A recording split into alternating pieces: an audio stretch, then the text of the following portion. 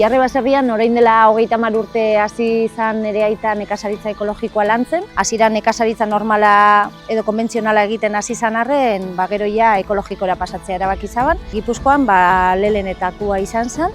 Nekazaritza birsortzaileera aldaketa egiten ari gera. Nekazaritza birsortzaileak azkenean daukana materia organiko asko mantentzen dugu lurrian, eta gero biointensiboak ematen diguna da oso era ordenau batean optimizatzea lurra hondik handa gehiago. Eta horren ikusten duzu edana oso juntu daola, eta materia organiko guzti honek egiten duena da askozaz osasuntzuago hastia eta gaixotasun gutxiago edukitzea. Azkenean nekazaritza ekologikoan ezin dugu bota pestizidak eta horrelako gauzak, azkenean preventiboa da batez ere lantzen duguna. Euskal Txarri arrasako txarriak dauzkagu. Euskal Txarri arrasa desagertzean egondan arrasa bat da, baina Euskal Herria oso ondo egokituta daude, aldapetara eta klimatologiara. Eta guk hazkunde motelekoa dira, orduan horrek abantaila batzuk badauzka, dala organiko soberakinekin eta gero uztailetikan abendura eskurrekin, horiekin bakarrikan praktikamente elikatzen ditugula.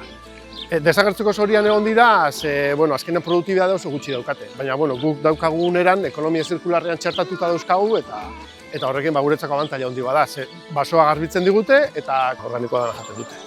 Guk badauzkagu ere gure oiluen arrautzak eta egunero bat ditugu arrautzak eta egunero dauzkagu dendan arrautza fresko jarri berriak. Gure oiluak kanpoan ibiltzen dira, barruan daukate densidade bat 6 oilo metro karratuko eta kanpoan nahi beste leku daukate hemen, soberan daukate leku horregatik belarra eta asko daukate zona honetan.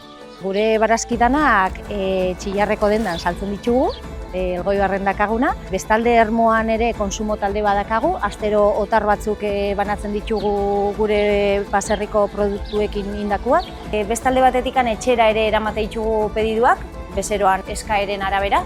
Elgoibarren eta Elgoibartik kanpo, Mendaro, Eibar eta Ermoan ere egiten ditugu banaketak. Denda ere astelehenetik larun batera zabalik edukitzen dugu, aukera zabala dakagu gure dendara etorri eta behar daben produktuak saltzeko.